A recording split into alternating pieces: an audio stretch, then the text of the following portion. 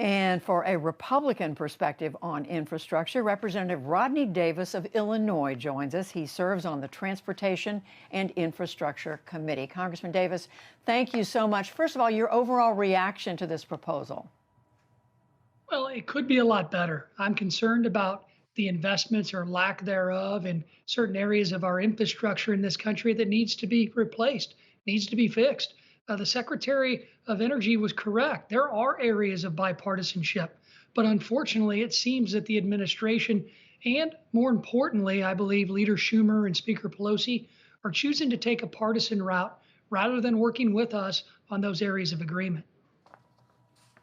Well, we heard Secretary Granholm, and in fact, we heard the president say that if you have ideas, they want to hear them. And we even heard her say they're willing to look at, if Republicans come to the table with other proposals, look at maybe moving this into more than one bill.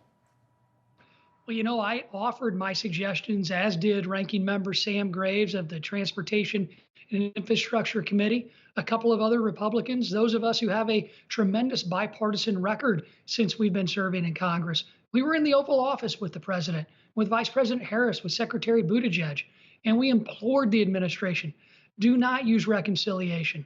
I do believe that the administration, the president, and Secretary Buttigieg especially, they would rather be bipartisan. But I don't think Leader Schumer and Speaker Pelosi want to use any process other than the reconciliation process.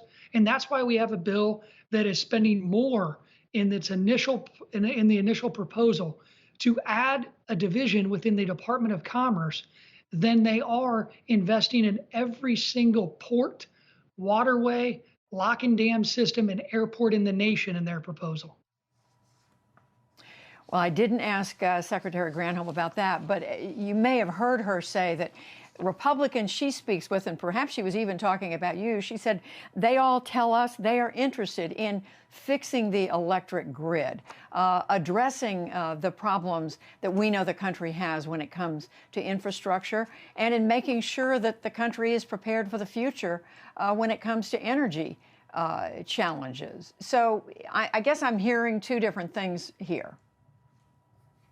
Well, one of the reasons why China, in the words of the administration, is eating our lunch in manufacturing is because they're trying to get to a point where they have cheap energy costs like we do here in the United States.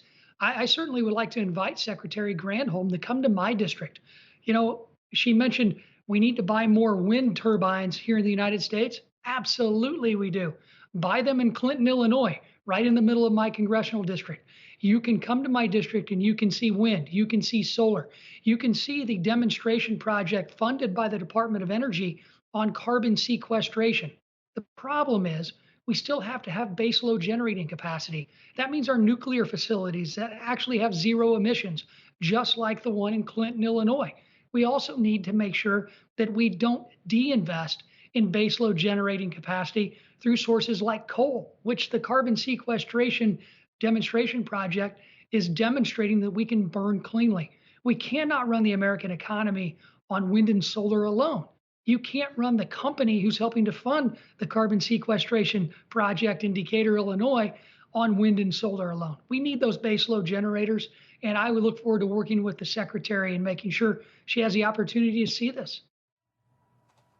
And what I hear the administration saying is that they understand this isn't going to happen overnight. It's a process that they know we are going to be moving toward for the good of the country in the future. But it sounds like you're saying, Congressman Davis, that you're prepared to talk to the president, to the secretary, and to others to see if there's common ground. Am I hearing you correctly?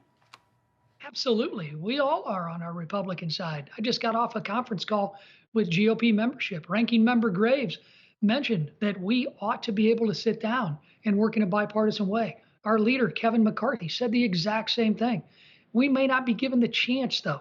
You know, I was honored to be able to go over to the White House and be in the Oval Office with President Biden and his team and talk about infrastructure. But the proof is going to be in the pudding. And we need to make sure that Speaker Pelosi and Leader Schumer get the message that we ought to be bipartisan rather than using the reconciliation process, which will mean that the Democrats will negotiate amongst themselves. And this plan, as we see it today, will get even worse than it is. Well, again, as you know, the administration is arguing if we don't begin to take these steps now to address climate change, then the United States can't be at a point in the future where it needs to reduce carbon emissions. There will be a point of no return. And if steps are not taken right now, beginning steps, early steps, then the U.S. can't be where it needs to be. But again, it sounds like they're prepared to, they want to work with Republicans in order to get there. I guess my question to you is, do you agree these early steps need to be taken? Well, I disagree with the premise that the Democrats want to work with Republicans. I believe Speaker Pelosi and Leader Schumer are pressuring the administration not to work with Republicans. I don't think that's Joe Biden and Pete Buttigieg and Jennifer Granholm's first step, but I think it's the cards they've been dealt by their leaders in the House and the Senate. But let's not forget, too, Judy, we can't just automatically believe the climate hysterics that many Americans here in this country want to talk about. We can't forget that America is the only industrialized country that would have met our Paris Climate Accord emission control standards. We are leading the way in the United States. And for many here in America, in politics, to not give America credit for what we're already doing to reduce our carbon footprint, and at the same time not crippling our economy and killing good paying American jobs right here in central Illinois, we've got to make sure that we talk about what's good and what is happening positively along that front in America, not just doom and gloom that comes from many that I serve with. Well, as I said to Secretary Granholm, it is just the beginning of this debate, but I think everyone welcomes hearing both sides and welcomes knowing that the two sides are going to be talking to one another. Congressman Rodney Davis of Illinois, thank you very much. We appreciate it. Thank you, Judy.